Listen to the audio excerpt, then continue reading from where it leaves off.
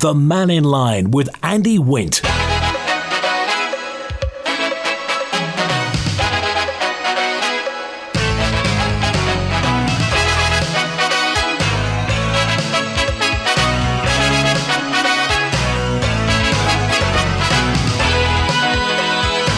Faster My, good afternoon. On Manx Radio today, we're looking at where we get to with net zero. In fact, is net zero still the correct terminology for where we're trying to get to? Is decarbonisation the real thing? The island's committed to cutting its emissions from about 700,000 tonnes now to zero within 30 years. To get carbon neutral electricity into our power grid, and well, will it work? I've got a man who knows.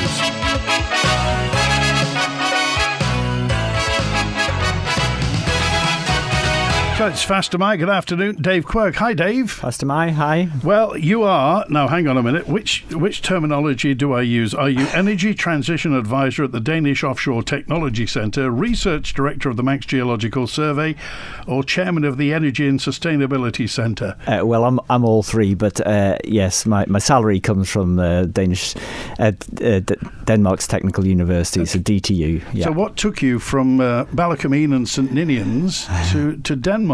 Well, I always wanted to work in the oil industry, so I've got a guilty past. I was collecting fossils. I wanted to be a geologist, and it was exciting times, and the North Sea was taking off, and it was probably in 2015 I realised maybe that wasn't the way to go in the future.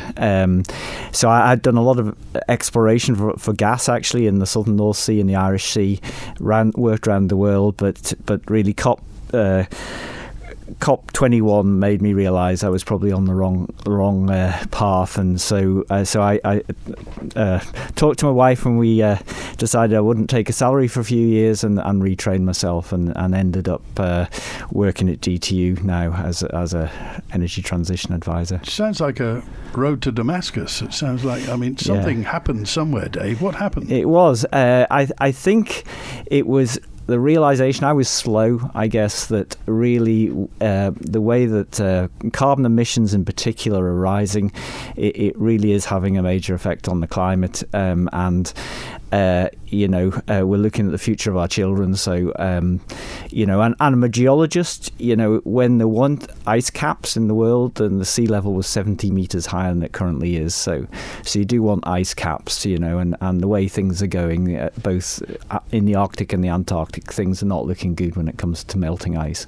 Okay. And when did you firm that opinion up, and what was there any specific moment that convinced you? It was probably just before COVID. I'd done quite a lot of calculations on climate change, and we actually published it to give a simple formula. It was a guy called Svante Arrhenius in the 19th century, the end of the 19th century, worked it all out, but we slightly we had more data, and we realised actually the equations are clear. You add so much carbon dioxide and you get so much rise, and so that was it. And I started, I realised I couldn't admit that I was working in the oil industry. Actually, it was as simple as that. Okay, let's get to the phones then. Let's see who's on first. It's Julian. Julian, hi, you're live with Dave Quirk. Hi, Julian. Hi, Andy, and hello, David. Hi, Julian. How you doing? All right, thanks. Just interested to know your opinion on the annual energy yield models that's been published by the MUA and Wardell Armstrong, which appear to show that Caervai wind farm at Erie Stain would produce 3 times more power than neighbouring comparable onshore wind farms, and double the offshore wind farms like Walney Wind Farm off Barrow Furnace. Just wonder, what is so special about Erie Stain that the yield seemed to be 3 times, 300% more? Yeah, it is a very windy site, and it's worth going to the Global Wind Atlas, which DTU produce, and it's showing a load capacity factor, which means how much of the maximum you could produce on average. So if you've got a 20 megawatt wind farm in Erie Stain area, you'd probably produce about 10 megawatts on average, slightly more actually. It's about 55%, so it's really high. It's world class. Right. When you talk about global, and I've had a look at because you're in Denmark, aren't you, at DTU? Yeah. I've looked at the 13 largest offshore wind farms, which are usually far more productive. And if you take their 13 years and you take the average capacity factor, that works out at 35%. And that's for yours are well offshore. How does the Isle of Man onshore get up to between 60 and 85%? Because that's more than double your offshore ones. Well, it's a funnel effect, actually. It's high, of course. And, now modern offshore wind farms are producing, it depends where you are, of course. If you're in the Baltic, it's about 35%. Now, offshore Denmark, it's about 50%. It depends on the height of the wind turbines.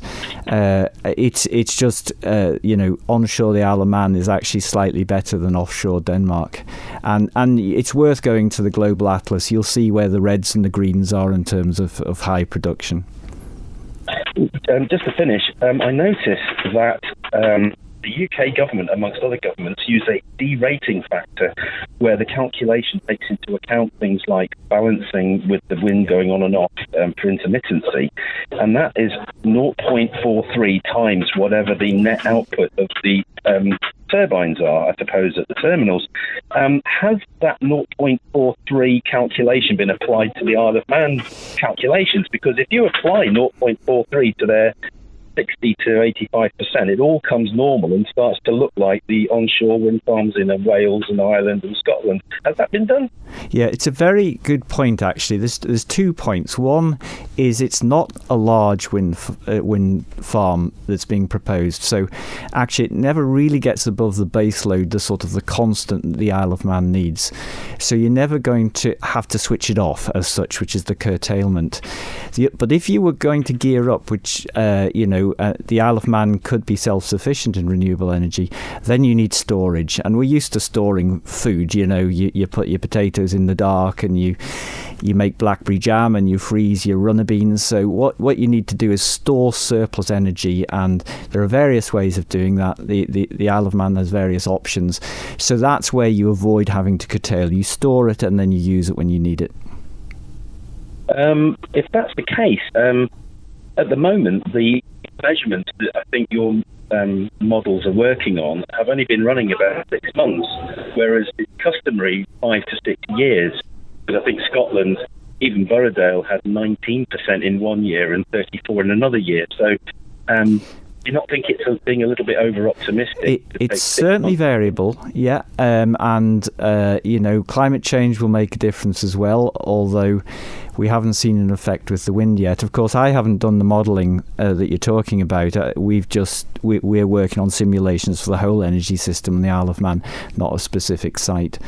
But yes, there is variability in there, but again, storage is one way around that. Right. What storage are you talking about, by the way? Well, there's various. I mean, Faroes are tending to use batteries, as is, islands like the Azores. But in Norway, Scandinavia, it's tending, where there's mountains, it tends to be pumped hydro storage. There's compressed air. There's thermal storage is the main thing in Denmark. Hot water is a great way of utilising excess energy, and really heating is the key thing, even in the Isle of Man. Yeah. I mean, looking, say, at Pillswood, which is the most recent implementation of battery storage, they're looking at £75 million for a couple of hours, 2.5 hours of storage. What sort of cost do you think we'd need to spend on the Isle of Man if we had, say...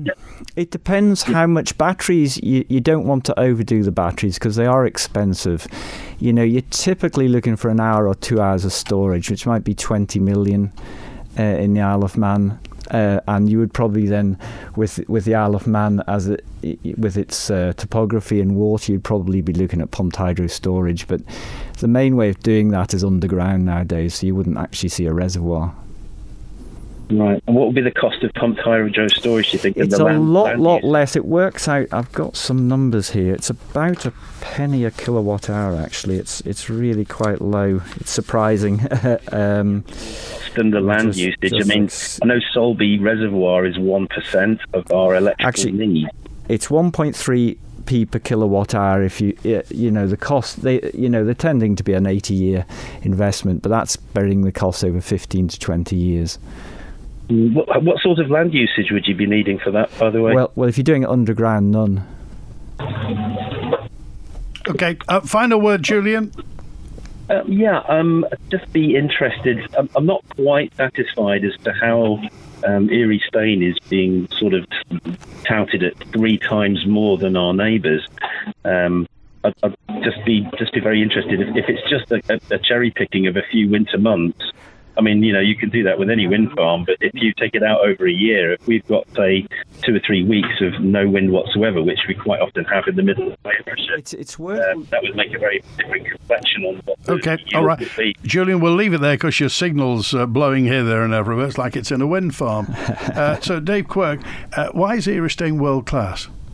There's a tunnel effect. The Irish Sea as a whole is very windy. And so it's funneled into the Erie Stain area. It's facing the right direction, but it does vary, of course. And again, that's why if you're going large scale, then storage is important. Okay, is it true Denmark is self-sufficient in sustainable electricity? No, it isn't true. They have the electricity is currently powered about 60% from wind.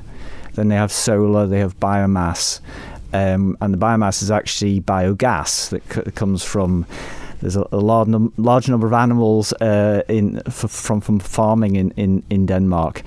But there are islands that are running 100%. There's one in the Faroes, and it's remarkable to go there and just realise you don't need fossil fuels. I forget which is which, Jelland and Uland, isn't it? Where are the wind turbines? They're in both. Onshore, they're all over the place, actually, in Denmark. You don't notice them because it's like roads and in towns, it's just part of the scenery. But now there's a large there's planning for a large number offshore, both in the Baltic Sea and in the North Sea. There are already, of course, quite a few wind farms offshore, but really they're actually planning 30% of the offshore to have wind farms in Denmark, and they'll be supplying Germany and other countries. What's the social atmosphere like? What do people think of wind turbines? Actually, it's amazing how popular they are because it's a community sees it as an investment, and so they get benefit out of it. Of course, there will be some resistance in certain places, but they engage the public all the time, and they talk to them and see what the concerns are.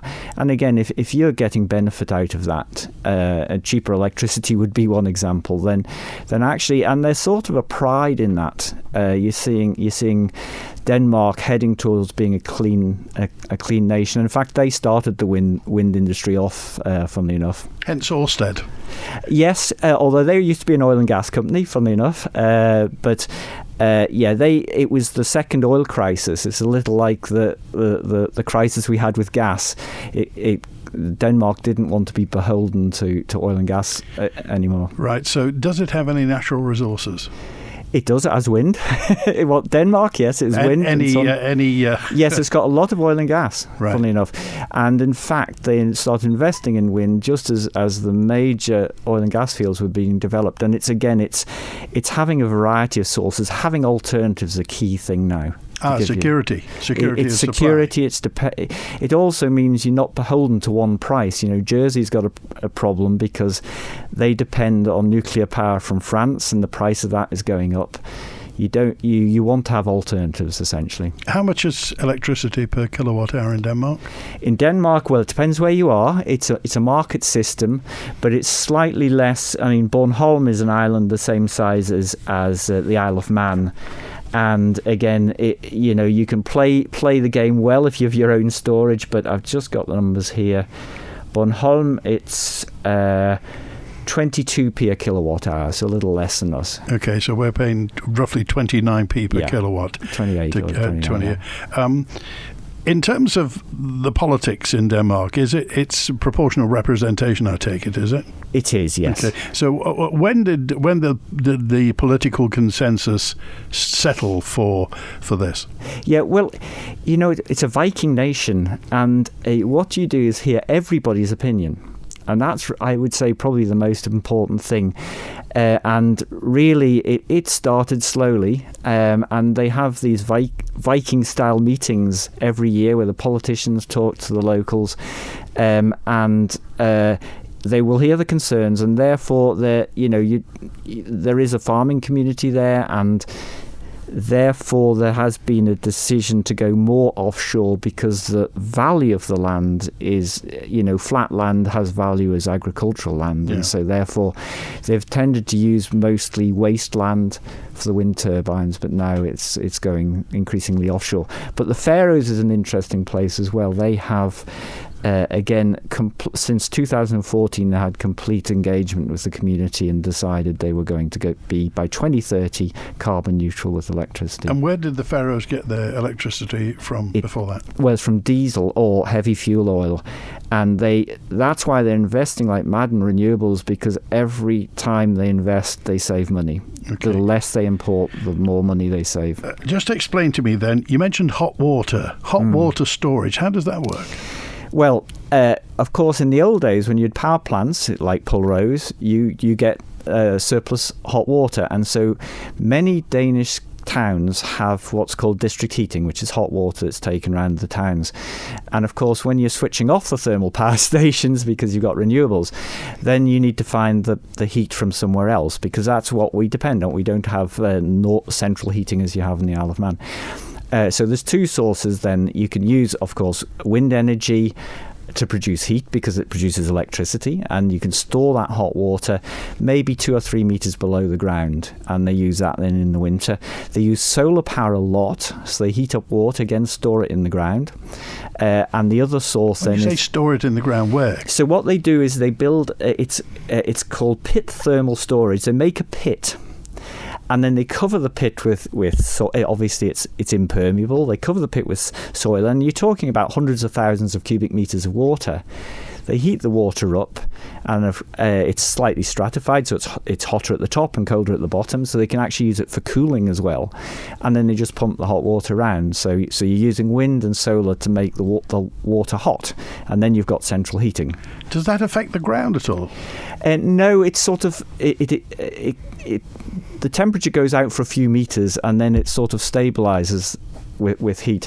The other way of getting the heat, of course, is heat pumps, and we have community scale heat pumps. So rather than individually investing, really big heat pumps, and that tends to be with seawater now. So you get the heat from the seawater, and then again you pump the hot water round the towns. And probably in the Isle of Man you could get to about 70%, maybe 75% of the community heated by hot water in that source. Dave Quirk's on Mannin Line today. Eddie's with us. Hi, Eddie.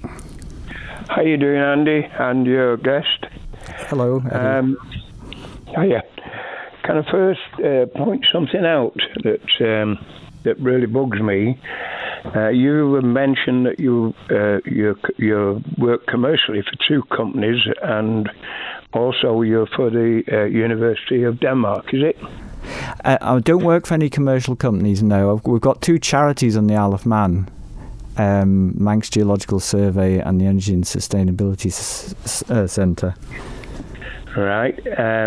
Well, just to point this out before I get to my main point, is you're selling us one thing which I think you're selling. We recently had a guy called Paul Burgess on, yep, who is completely opposite to you. And I know who I would rather believe in that. But the main thing I want to get at, you started this interview by saying you had a revolution where 1 minute you're in the oil company and you got a conscience about being green. How do you feel then? You're telling us that these wind farms are great, but over the last 2 years I've got involved with this, and I've found out that they're not green at all. You're cutting down numerous amounts of the Amazon just to get the blades. the covering on the blades is toxic. You're causing landslips where you're putting thousands and thousands of tons of concrete. And I sent an article into Andy recently about the waste lake which is being formed by all the byproducts of all these rare earth things that you're using in the industry. Okay, well, let's get to some of those first of all. First of all, there's no Amazon rainforest involved in wind turbine blades. So the calculation is in terms of cement and steel, which is an important part of the wind turbines. The payback in terms of carbon emissions is about 6 months. And another way of putting this is if you got the power from one wind turbine, say 10 megawatts, and you had that for 20 years, how much oil would you have to burn to give the equivalent amount of power? And that's 1.3 million barrels of oil. Now that's the issue.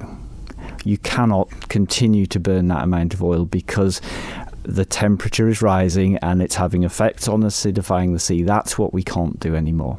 Okay, and other things as well. Toxic. We've heard about microplastics being shed from the blades. Is it important? Well, everything we build obviously has materials potentially being washed off. It depends whether you clean them or not. There's definitely every major structure has some issue when it's environmental, but the industry is monitoring them. We are at DTU again. We are looking at improving things in the future, but there are, it's a standard thing to monitor. The ones that we do it also for the oil and gas fields. There's quite a footprint when it comes to an oil and gas field because you produce water that goes into the sea. That's not what's happening with a wind turbine. So the only thing that's affecting it is rain. And to be honest, you don't want coatings coming off your wind turbine. So really, they're inert as such. Okay, Eddie? I'm not satisfied. No. What about? Where do you get your balsa wood from? Where are you getting all the chemicals which are used in the magnets in the motors? Where is this coming from? So that's a very good point. First of all, you don't use balsa wood. It's a fibre that's used, and it's a man-made fibre. But the point on the magnets is a good point. So you do use minerals, rare earth elements, and you need to carefully, and the EU is pretty good at this now, making sure that the origin of your chemicals is known. However, China processes much of this, and so we are dependent on China. So in terms of an energy security issue, there is that. And of course, there are mining operations around the world that are less than ethical, perhaps, and do have an environmental impact. But every single thing we have, whether it's an iPhone, there is extractive industries involved. So it's just making sure that you do it as best as you can. If we've got a modern lifestyle, there is an impact in what we do. Eddie?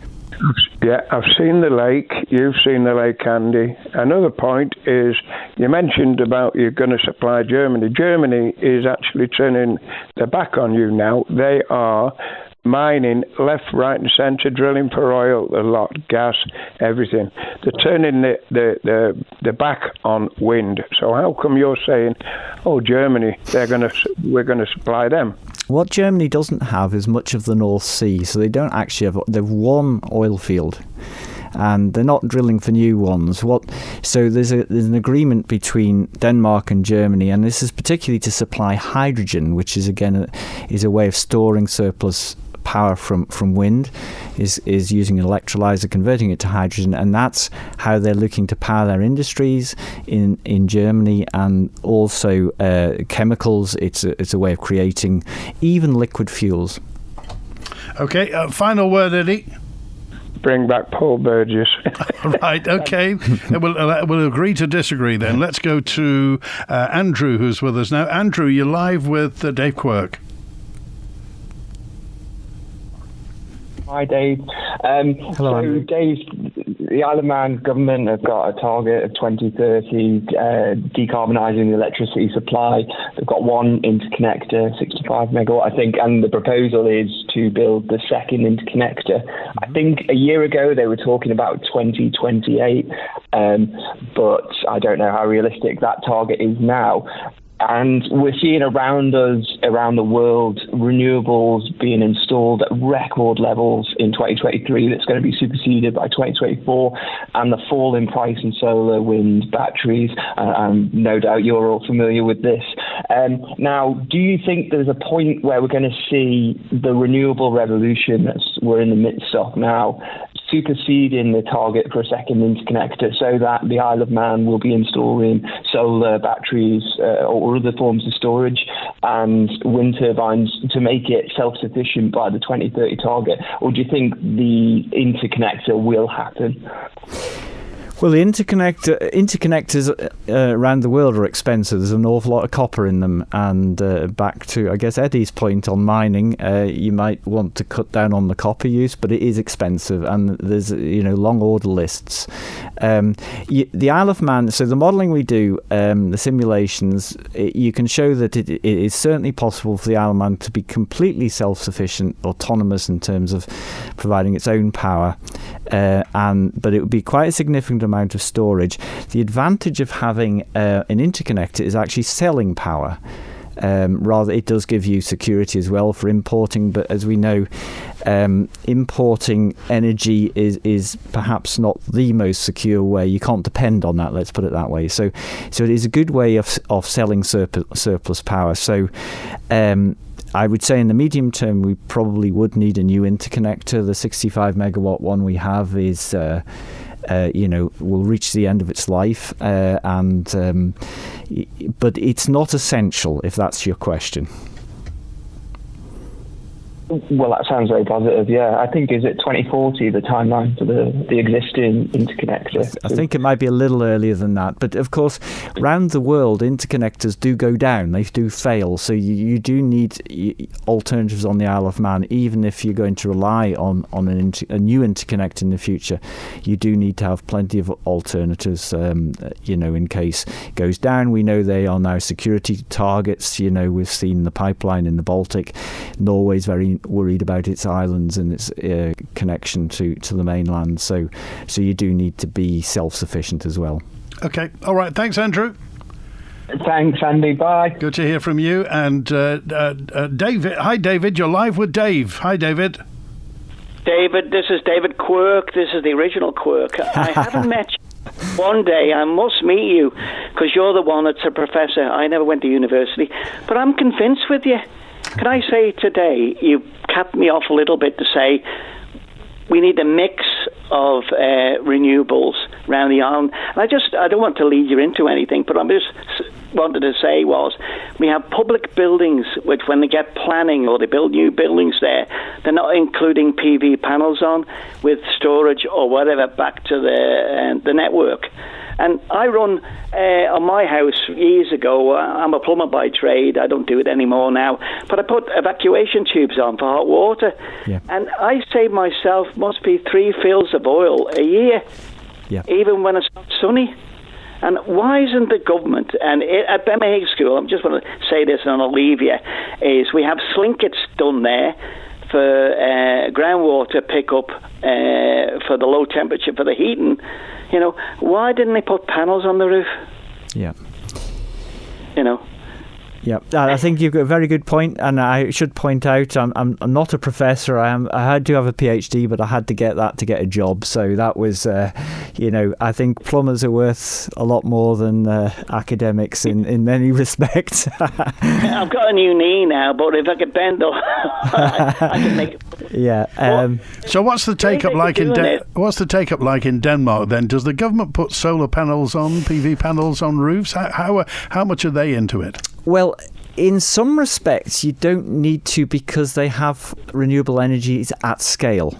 So it's a personal choice in terms of having your own, whether you want to invest in, solar panels or your own batteries.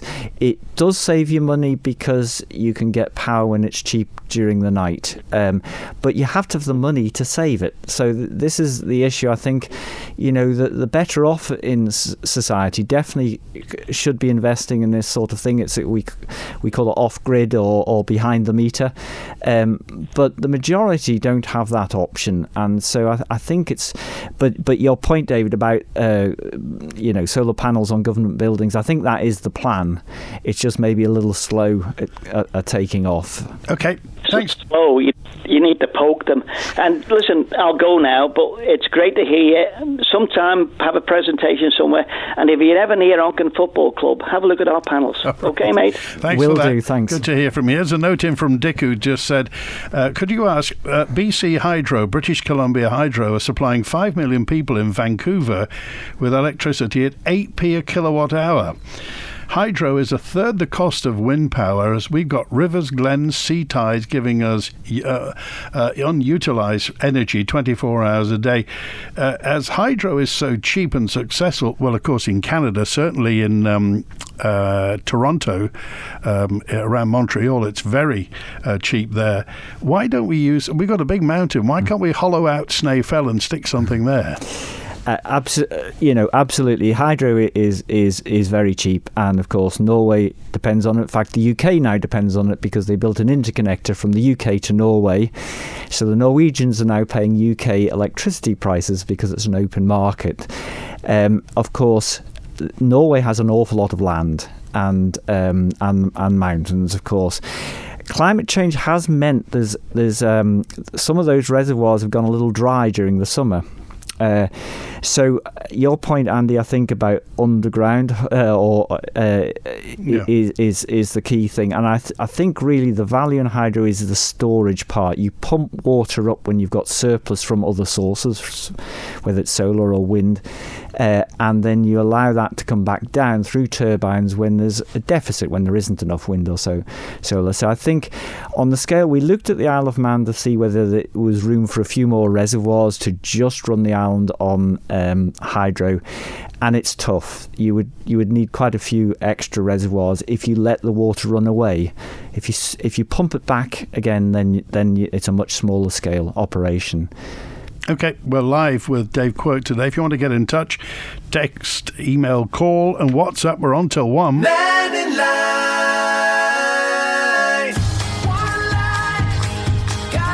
Oh! Problems with your spine and posture can have a serious effect on your quality of life, but a Line for Life spine clinic could help. If you're suffering from back pain, neck pain, headaches, their holistic scientific approach could find and treat the root cause of the problem for long-lasting relief. Touch A Line for Life now, or call 629-444. A Line for Life, the island's spine and posture clinic, here to make life better. If you're job seeking in finance and accountancy, trust and corporate service or wealth management, then contact the specialists, Orchard Recruitment. We'd like to hear from you if you're a fully qualified professional in your sector with 3 or more years' experience. In return, Orchard Recruitment will introduce you to a wide range of fabulous career opportunities. Your dream job awaits you at orchardrecruitment.com. Orchard Recruitment. A refreshing change. Discover a fabulous range of watches, gifts and jewellery at Ramsey Art Gallery, with top brand watches from Bulova, Citizen Eco Drive and Storm to Acurus, Seconda and Timex. Plus, all watch purchases come with free lifetime watch bracelet adjustment service. There's stunning gold and silver jewellery, gifts for all occasions, and of course a fabulous gallery of limited edition prints and original artworks. Find all this and more at Ramsey Art Gallery, Jewellers and Engravers, opposite Ramsey RNLI shop. Radio Caroline North broadcast from the MV Caroline in Ramsey Bay from 1964 to 1968. And across the first weekend in August, Ramsey's back in the 60s with vintage vehicles and live 60s music. And on Saturday, the second and evening of the illustrated history of Caroline North and South with historians Andy Wint and Ray Clark, when the original Caroline Bell will be displayed. Tickets for the evening are £10, available at manxradio.com, and all proceeds go to support the Ross Revenge Dry Dog Appeal charity. The Caroline North weekend is August the 2nd to 4th with Radio Caroline, Live at Home and Manx Radio. The Mannin Line with Andy Wint. And Dave Quirk's on today. We're talking about our net zero ambitions, decarbonisation. I lose track of what you call it nowadays. What's the word for everything we're talking about? I suppose you'd call it sustainability. We can't, we're essentially using 3 times what we should use to live our modern life. So I would say it's get it down to something that's sustainable. Okay. You'll know, you spent plenty of time on the Isle of Man. This is not a place you would normally associate with the word change. So a lot of people, when they see, and this is a revolution, it may be another industrial revolution, when a lot of people look at this, they say the government or big business is interfering in my life, and I wonder why. Well, I think in the past the island has been really good at investing, and maybe it's the private sector, but if you look at the Laxey Wheel, at innovating, so the Laxey Wheel, the Manx Electric Railway, even the airport extension actually is quite an interesting example of how we did things slightly differently and have profited from it. So I think, an important part is to involve industry and the private sector. Where's the money going to come from, do you think?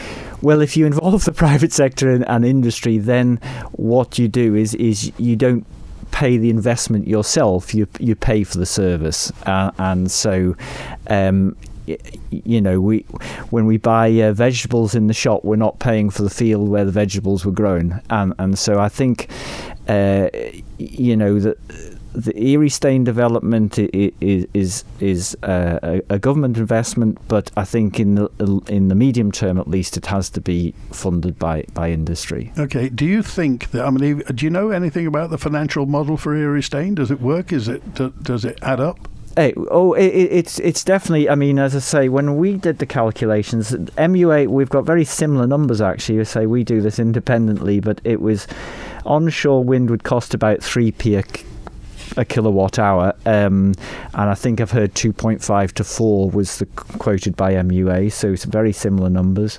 Again, the issue is if you're going to go for larger scale, then you need the storage, which adds, depending on whether you're going for batteries, which are relatively expensive, that would be 7p per kilowatt hour, and it would be 1.3p per kilowatt hour for pumped hydro. Okay, so when you say when we did, is this as the Energy and Sustainability Centre? Well, actually, it's a combination. It's all been done for free. We get no money for this, but so we've run simulations and models both at DTU and with Energy and Sustainability Centre, and we've now got an agreement to work together, a formal agreement. What do you know about this proposed Orsted offshore field here? It's good in terms of what it would produce. It's a windy place, and it would be good if the Isle of Man got full benefit from that, which I think is what's being proposed. So it's big. That's got to be pointed out. The same sort of size. 1,000 feet. What do you mean? The turbines? What are they? Oh yes. They'll be 300 meters. Yeah, and you're talking about 100 wind turbines, but they will be moving most of the time, so they'll be generating most of the time, but the amount is variable. Okay, what do you think the Isle of Man government or Orsted could do to convince the naysayers and non-believers? Well, of course, cheap electricity will have an influence, I guess. The way I look at it is if we compare what other islands are doing. And so we're working with quite a few of them, and although the islands that have sort of embraced renewables, it's a combination again, have cheaper electricity than we have here. Which sort of islands are you talking about? Well, the most northern one we work with is the Faroes, and then there's several in the Baltic, which include Åland, which is between Finland and Sweden.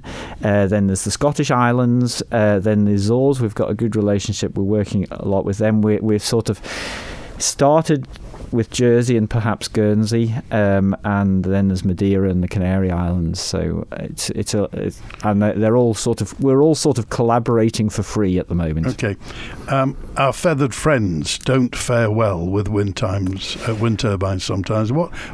Is there a truth about this? Because you hear both sides. Yeah, well, there's a lot of turbines in Denmark, and there's a lot around the world, and if you were looking for the horrible gross statistic, it's about one bird a turbine per year, depending where you are. Sometimes it's zero. We have a lot of wind turbines. I've never seen a bird strike in Denmark, but we have different birds, of course, in the Isle of Man. But if you compare it to cars and buildings and cats in particular, it's such a minor threat to birds.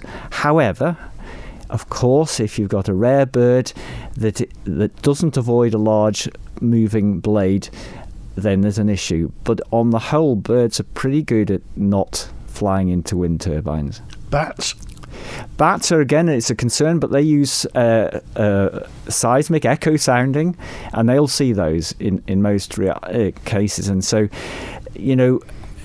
obviously, any large industrial structure has an effect, but it's a minor effect compared to the rest of the things we do in our life. Dave Quirk, do you think this is something the Victorians would have done? Oh, without question. Because you mentioned the Victorians, and what you mentioned was all Victorian engineering here. Without question. I mean, so we looked at the Laxey wheel, for instance. How many Laxey wheels would you need to power the Isle of Man?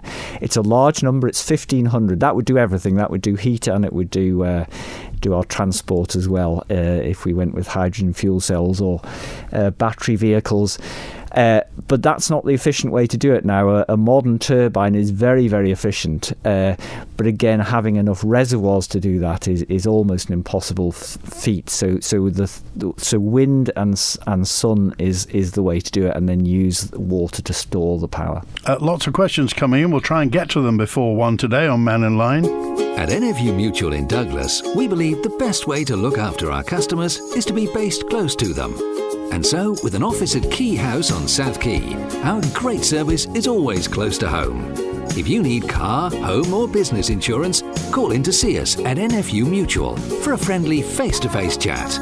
Call us on 674 191. That's 674 191. Or to visit our website, Google NFU Mutual Isle of Man. Whatever your business, whatever its size, you can always rely on the island's leading fuel and oil supplier to keep you moving. Ellen Vannin Fuels, powering the island and powering industry.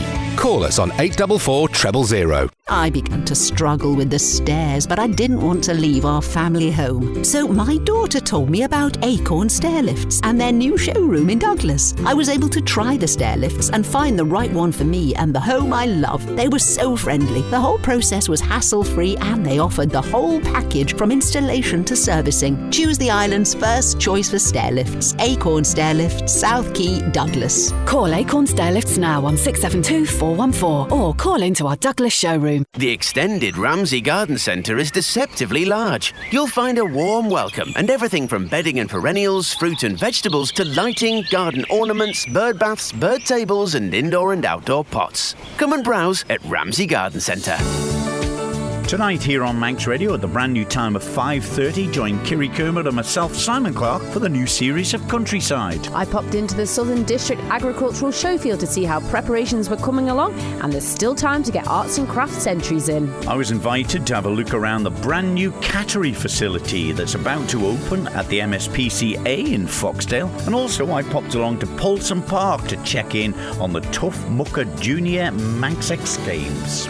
That's all in Countryside tonight here on Manx Radio at 5:30. And don't forget, you can download or subscribe to the podcast for free at manxradio.com.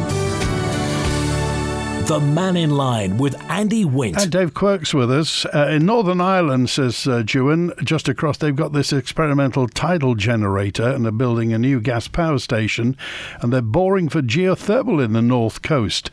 Where do you stand on all of those? Tidal generation, new gas power stations and geothermal? Right, tidal, first of all. It's not commercial at the moment. It's a relatively expensive energy, or the technology probably hasn't reached. It definitely hasn't reached commercial maturity. They've been trying for 50 years. You met Salter's Duck on Tomorrow's World just 50 years ago. It's a harsh environment, but there again we have offshore wind turbines. So, but you're actually in the sea, and there are various technologies, and when you see various, then you think, well, obviously it's not mature yet, because deciding which one to go for would be difficult.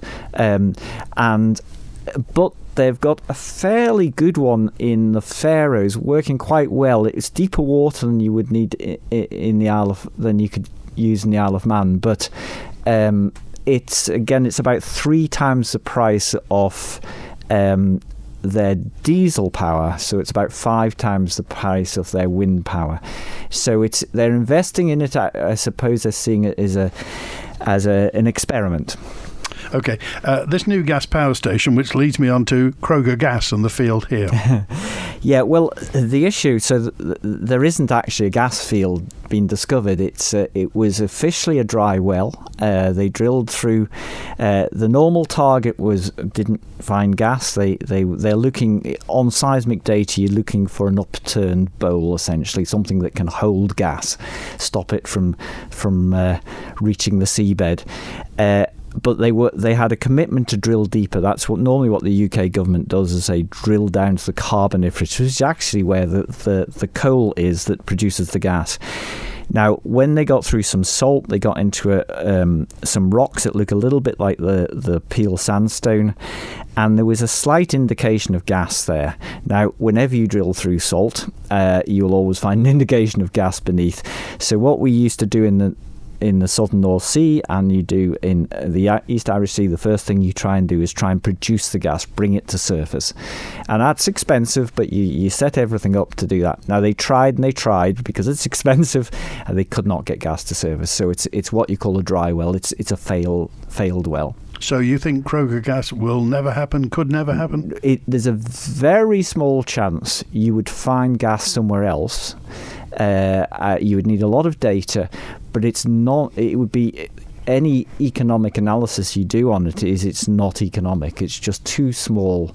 All the structures are too small, and really your investment doesn't come back until 7 years later, and there's probably not going to be a market for it by that stage. Okay, aren't the Irish drilling for gas? I'm aware of at the moment, but they're still drilling for gas in the UK. Okay. But it's seen as a transition fuel. It's probably a little inaccurate because of methane leaks, which it does. It's a worse greenhouse gas than carbon dioxide. But we are phasing it out theoretically over the next 15 years. Why can't we dig for geothermal on the island? What you need for geothermal is heat beneath the ground, actually fairly shallow. So the Azores has geothermal because it's near the mid-oceanic ridge. Iceland does. You're talking within a kilometre, you need pretty high temperatures. That would be to produce electricity. In Denmark, we use a bit of geothermal, as they do in Germany, and what you use there is hot water, so you put it into the district heating system. But we don't have you need an aquifer, you need a rock that holds water, and we don't have that here either. So unfortunately, we'd love it with the Manx Geological Survey. We've been looking for hot water in mines. There just isn't any. It's very sad. And how recently did you look? Well, we keep our eyes open all the time, but basically we drew a blank. It's not going to suddenly turn up, I'm afraid. It's a fairly cold island, and there isn't the water beneath our feet we need. Okay. In terms of, you talked about global warming and climate change. I don't know what the current terminology is for it.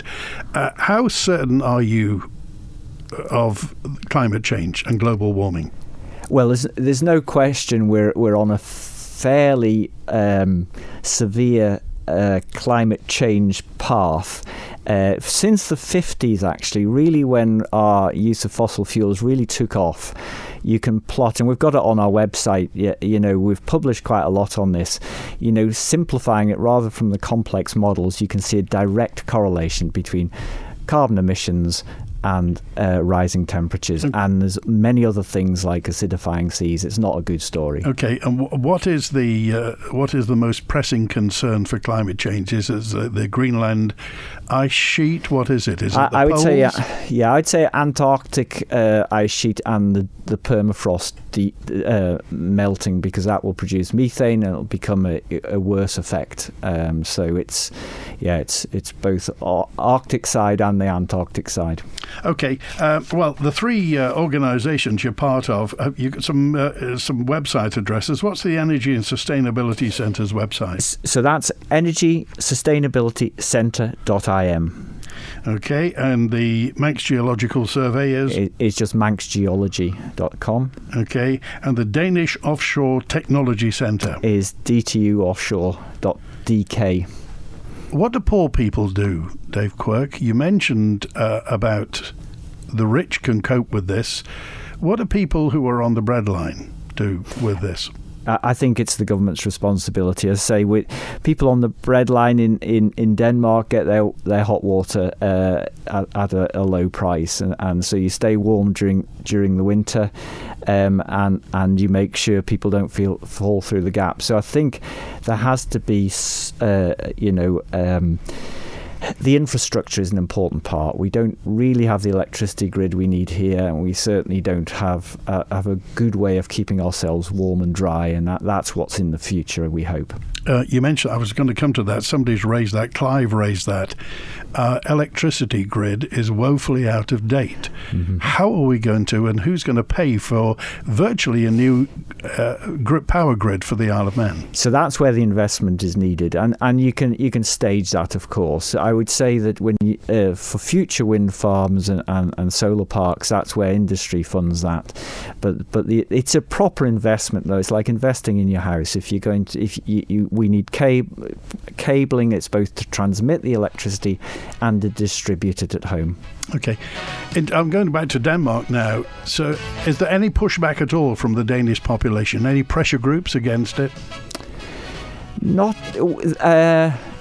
No, the one thing they're against actually is carbon dioxide storage in the subsurface. There's a little bit of resistance to that, but otherwise, when you see cheap energy coming into your home, then actually you're quite for it. Okay, thanks for being with us today, Dave. Appreciate. Would you come back sometime again? Absolutely. All right, good to hear from you. Dave Quirk's been with us today. If you have anything to raise, we're open line tomorrow, so email manninline@manxradio.com. Call the answer phone on 682-631. Thanks to Dave Quirk today, and thanks to Chris Quirk on the phones. Mannin Line returns tomorrow at high noon. Enjoy the rest of your Tuesday. WINT